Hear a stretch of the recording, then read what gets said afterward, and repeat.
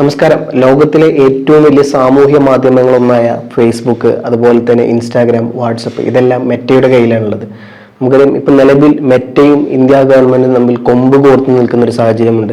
അതിന്റെ കാരണം മറ്റൊന്നുമല്ല, ഇന്ത്യൻ പ്രധാനമന്ത്രി നരേന്ദ്രമോദി ഇട്ട ഒരു സാമൂഹ്യ മാധ്യമങ്ങളിൽ, അതായത് ഇൻസ്റ്റാഗ്രാമിൽ ഇട്ട ഒരു പോസ്റ്റ് യാതൊരുവിധ കാരണവും കൂടാതെ മെറ്റ അത് റിമൂവ് ചെയ്യുന്നു. അതിന് കൃത്യമായ കാരണം ചോദിച്ച് ഇന്ത്യ ഗവൺമെന്റ് മെറ്റയെ നേരിടുന്നു. മെറ്റ കൊടുക്കുന്ന വിശദീകരണങ്ങളൊന്നും ഇന്ത്യ ഗവൺമെന്റിന് പര്യാപ്തമല്ല. കൃത്യമായുള്ള വിശദീകരണം നൽകണം എന്ന് പറയുന്നു. മാത്രമല്ല, ഇന്ത്യ ഗവൺമെന്റ് കൃത്യമായി മെറ്റയ്ക്ക് മുമ്പിൽ പറയുന്ന മറ്റൊരു കാര്യങ്ങൾ എന്ന് പറഞ്ഞാൽ, നിങ്ങൾക്ക് ഇന്ത്യയിൽ പ്രവർത്തിക്കണോ എങ്കിൽ ഇന്ത്യ പറയുന്ന നിയമങ്ങൾ നിങ്ങൾ നടപ്പിലാക്കണം. അല്ലാണ്ട് നിങ്ങൾ അമേരിക്കയിലെ കോർപ്പറേറ്റ് സാധനങ്ങൾ കൊണ്ടൊന്നും ഇവിടെ വന്നിട്ട് കാര്യമില്ല. ഇവിടെ വർക്ക് ചെയ്യണമെന്നുണ്ടെങ്കിൽ മെറ്റയെ സംബന്ധിച്ചിടത്തോളം മറ്റ് രാജ്യങ്ങളെ പോലെയല്ല. ലോകത്തിലെ ഏറ്റവും വലിയ ജനസംഖ്യയുള്ള പ്രധാനപ്പെട്ട രണ്ട് രാജ്യങ്ങൾ എടുത്താൽ ഒന്ന് ഇന്ത്യയും മറ്റൊന്ന് ചൈനയുമാണ്. ചൈനയേക്കാൾ മറികടന്ന് ഇന്ത്യയാണ് ഒന്നാം സ്ഥാനത്ത് എന്ന് പറയപ്പെടുന്നുണ്ട്. ഏകദേശം 150 അടുത്ത് ജനസംഖ്യ, 150 കോടി ജനങ്ങൾ ഇന്ത്യയിൽ അധിവസിക്കുന്നുണ്ട് എന്നുള്ളതാണ് റിപ്പോർട്ടുകൾ പ്രകാരമുള്ളത്. അതിൽ തന്നെ നല്ലൊരു ശതമാനം, 65% യൂത്താണ്. അതുകൊണ്ട് തന്നെ മെറ്റയ്ക്കും ഫേസ്ബുക്കിനും അല്ലെങ്കിൽ മെറ്റ കമ്പനികൾക്ക് അവരുടെ ഏറ്റവും വലിയ ഹബ്ബ്, അവരുടെ ഇൻവെസ്റ്റ്മെന്റ്, അവരുടെ സമ്പാദ്യത്തിന്റെ നല്ലൊരു ശതമാനം ഇന്ത്യയിൽ നിന്നാണ്. അതുകൊണ്ട് ഇന്ത്യയിൽ നിങ്ങൾക്ക് പ്രവർത്തിക്കണം എന്നുണ്ടെങ്കിൽ അത് ഇന്ത്യ പറയുന്ന നിയമങ്ങൾ കൊണ്ടായിരിക്കണം. അപ്പം മെറ്റയ്ക്ക് ഇത് അംഗീകരിക്കല്ലാണ്ട് മറ്റൊരു നിവൃത്തിയില്ല. കാരണം തൊട്ടപ്പുറത്തുള്ള ചൈനയിലൊന്നും ഈ പറഞ്ഞ മെറ്റയുടെ ഫേസ്ബുക്കോ അല്ലെങ്കിൽ ഇൻസ്റ്റാഗ്രാമോ ഒന്നും അംഗീകരിക്കപ്പെടുന്നില്ല എന്നുള്ളതാണ് സത്യാവസ്ഥ. അപ്പം പിന്നെയുള്ളത് ഏറ്റവും വലിയ രാജ്യം, ഏറ്റവും ജനസംഖ്യയുള്ള, ഏറ്റവും കൂടുതൽ ആളുകൾ ഉപയോഗിക്കുന്ന, ഏകദേശം 50 കോടിയോളം ജനങ്ങൾ തന്നെ വാട്സപ്പ് മാത്രം ഇന്ത്യയിൽ ഉപയോഗിക്കുന്നുണ്ട് എന്നുള്ളതാണ്. നമുക്കറിയാം, മൊത്തം ജനങ്ങൾ എടുത്താൽ 150 കോടി എടുത്താൽ 3-ൽ ഒരാളും വാട്സപ്പ് ഉപയോഗിക്കുന്നുണ്ട് എന്നുള്ള അവസ്ഥയിലോട്ടാണ്. അപ്പം ഇത്തരത്തിൽ വലിയ ഒരു ഹബ്ബാണ്, അല്ലെങ്കിൽ വലിയ ഇൻവെസ്റ്റ്മെന്റ്, അവരുടെ ബിസിനസിന്റെ അവരുടെ മണ്ണ് എന്ന് പറയുന്നത് ഇന്ത്യ തന്നെയാണ്. അപ്പൊ ഇന്ത്യയിൽ നിങ്ങൾക്ക് വർക്ക് ചെയ്യണമെന്നുണ്ടെങ്കിൽ ഇന്ത്യ പറയുന്ന കാര്യങ്ങൾ അനുസരിച്ചുകൊണ്ട് മാത്രമായിരിക്കണം എന്നുള്ളതാണ് ഇന്ത്യ ഗവൺമെന്റ് മെറ്റയോട് പറയുന്നത്. അപ്പം ഇതിന്റെ ഭാഗമായിട്ട് പിന്നീട് മെറ്റയുടെ ഗ്ലോബൽ അഫയേഴ്സിന്റെ മേധാവി ജോയൽ കാപ്ലൻ എന്ന് പറയുന്ന വ്യക്തിയും അദ്ദേഹത്തിന്റെ കൂടെ കുറച്ച് സംഘവും ഇന്ത്യയിലെത്തി കേന്ദ്രമന്ത്രി അശ്വിനി വൈഷ്ണവുമായി നേരിട്ടുള്ള കൂടിക്കാഴ്ച നടത്തി എന്നുള്ള തരത്തിലുള്ള വാർത്തകളെല്ലാം വന്നായിരുന്നു. മാത്രമല്ല, ഇതിന്റെ ഭാഗമായിട്ട് തന്നെ ഇൻസ്റ്റാഗ്രാമിലെയും ഫേസ്ബുക്കിലെയും ഡീപ് ഫേക്കുകൾ, അതുപോലെ തന്നെ വ്യാജ വാർത്തകൾ, നിയമവിരുദ്ധ ഉള്ളടക്കങ്ങൾ എന്നിവയിലെല്ലാം മെറ്റ പ്രതിനിധികൾ ഖേദം പ്രകടിപ്പിച്ചു എന്നുള്ള വാർത്തയും പുറത്തു വരുന്നുണ്ട്. അപ്പം ഇതുവരെ ഒരുപാട് ഡീപ് ഫേക്കുകളും അല്ലെങ്കിൽ പലതരത്തിലുള്ള വ്യാജ വാർത്തകളെല്ലാം ഗവൺമെന്റിനെതിരെ ഉണ്ടായിട്ടുണ്ട്.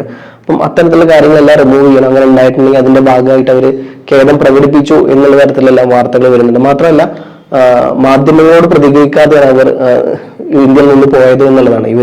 ഇവരെ വന്ന് അശ്വിനി വൈഷ്ണവുമായി കൂടിക്കാഴ്ച നടത്തുന്നു. പോണ വഴി മാധ്യമങ്ങൾ ചോദിക്കുന്നു എന്തായി കാര്യങ്ങൾ, എന്താണ് തീരുമാനം ചോദിച്ചു. ആ വിഷയവുമായി ബന്ധപ്പെട്ട് നിരാശയോടാണ് അവർ മടങ്ങിയത് എന്നുള്ളത് അവരുടെ മുഖച്ഛായ കണ്ടാൽ തന്നെ നമുക്ക് മനസ്സിലാവും. അവരുടെ പോക്കിന്റെ വീഡിയോസ് എല്ലാം വല്ലാണ്ട് വൈറലായിരുന്നു.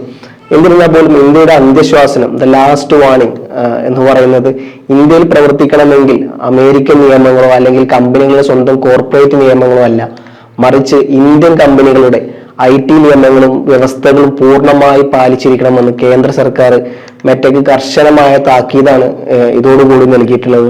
ഇപ്പൊ നമ്മളിതിന് നോക്കുകയാണെന്നുണ്ടെങ്കിൽ 2021 മുൻപുള്ള ഒരു സാഹചര്യം എന്ന് പറഞ്ഞാൽ, അമേരിക്കൻ ഡിജിറ്റൽ കമ്പനികൾക്ക്, പ്രത്യേകിച്ച് ഫേസ്ബുക്ക്, ഇൻസ്റ്റാഗ്രാം, വാട്സപ്പിൽ ഇന്ത്യയിൽ യാതൊരുവിധ നിയന്ത്രണങ്ങളും ഉണ്ടായിരുന്നില്ല എന്നുള്ളതാണ് സത്യാവസ്ഥ.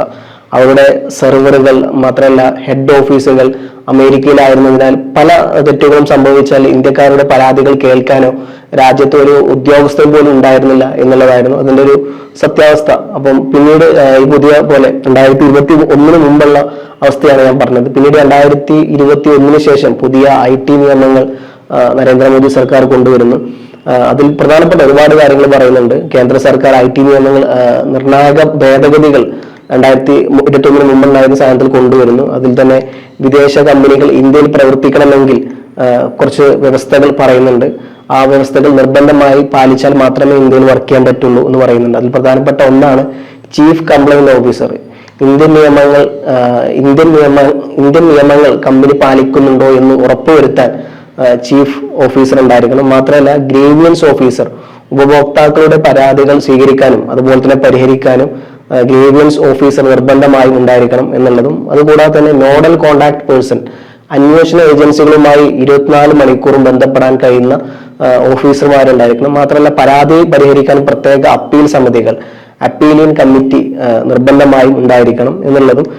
മാത്രമല്ല പ്രധാനപ്പെട്ട മറ്റൊരു കാര്യം, നിയമം ലംഘിച്ചാൽ കമ്പനികൾക്കെതിരെ നേരിട്ട് കേസെടുക്കാൻ പറ്റുമല്ലോ സംസ്ഥാന സർക്കാർ, കേന്ദ്ര സർക്കാർ വ്യക്തമാക്കിയിരുന്നു. അപ്പൊ തുടക്കത്തിൽ തന്നെ ഇതിന് വലിയ തരത്തിലുള്ള എന്താ പറയുക എതിർപ്പുകളെല്ലാം ഉണ്ടായിരുന്നു. പക്ഷെ ഇന്ത്യ എന്ന വലിയ വിപണി ഉപേക്ഷിക്കാൻ കഴിയാത്തത് ഒറ്റ കാരണം കൊണ്ട് ഏറ്റവും അവസാനം മെറ്റ ഇതെല്ലാം അംഗീകരിക്കുന്നു. പിന്നെ നമ്മൾ ആഗോള തലത്തിൽ ഇതിന്റെ കാര്യങ്ങൾ നോക്കുകയാണെന്നില്ല, യൂറോപ്യൻ യൂണിയനിലെ DSA, അതേപോലെ DGPR നിയമങ്ങൾ, തുർക്കി, ഇന്തോനേഷ്യ, ഓസ്ട്രേലിയ, ബ്രസീൽ തുടങ്ങിയ രാജ്യങ്ങൾ മാത്രമാണ് മുമ്പ് ടെക് ഭീമന്മാർക്ക് ഇത്രമേൽ വലിയ ശക്തമായ നിയമങ്ങൾ കൊണ്ടുവന്നിട്ടുണ്ടായിരുന്നത് എന്നുള്ളത് സത്യാവസ്ഥയാണ്. പിന്നീട് നമ്മൾ തൊട്ടപ്പുറത്തോട്ട് നോക്കുകയാണെങ്കിൽ പാകിസ്ഥാൻ, ബംഗ്ലാദേശ് തുടങ്ങിയ രാജ്യങ്ങൾക്ക് അമേരിക്കൻ സമ്മർദ്ദം മൂലം ഇത്തരത്തിലുള്ള പല നിയമങ്ങളും കൊണ്ടുവരാൻ സാധിച്ചിട്ടില്ല എന്നുള്ളതും സത്യാവസ്ഥയാണ്. ഇനി നമ്മൾ ഇവിടുത്തെ നിയമപരമായ കാര്യങ്ങൾ നോക്കുകയാണെന്നുണ്ടെങ്കിൽ 2026 ഫെബ്രുവരിയിൽ സുപ്രീം കോടതിയുടെ കർശന താക്കീത് ഈ വിഷയവുമായി ബന്ധപ്പെട്ട് ഉണ്ടാകുന്നു.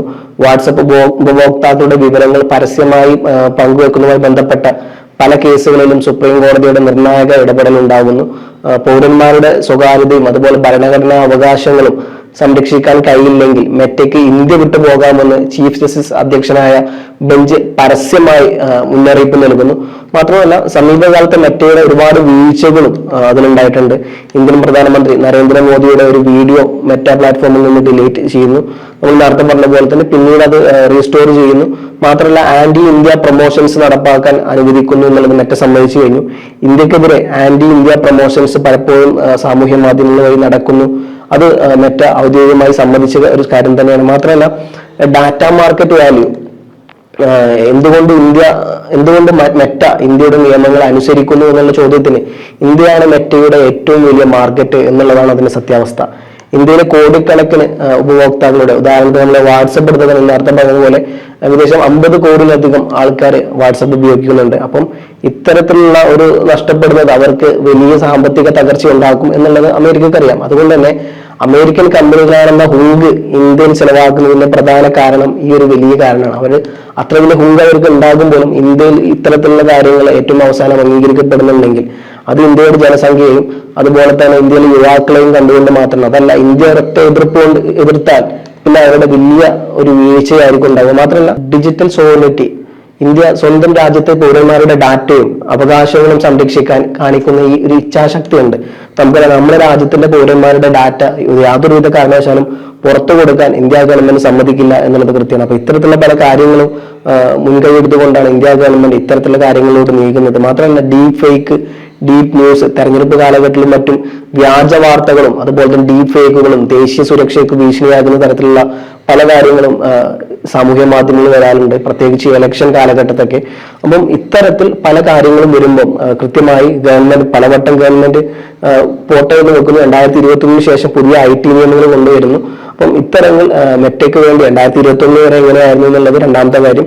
പക്ഷെ 2021 ശേഷം മോദി സർക്കാർ കൃത്യമായ നിലപാടുകൾ എടുക്കുന്നു. ഇത് പറ്റില്ല എന്നുണ്ടെങ്കിൽ നിങ്ങൾക്ക് രാജ്യം വിട്ടു പോകും, യാതൊരുവിധ കുഴപ്പമില്ല എന്നുള്ള തരത്തിലോട്ട് വരെ കാര്യങ്ങൾ പോകുന്നു.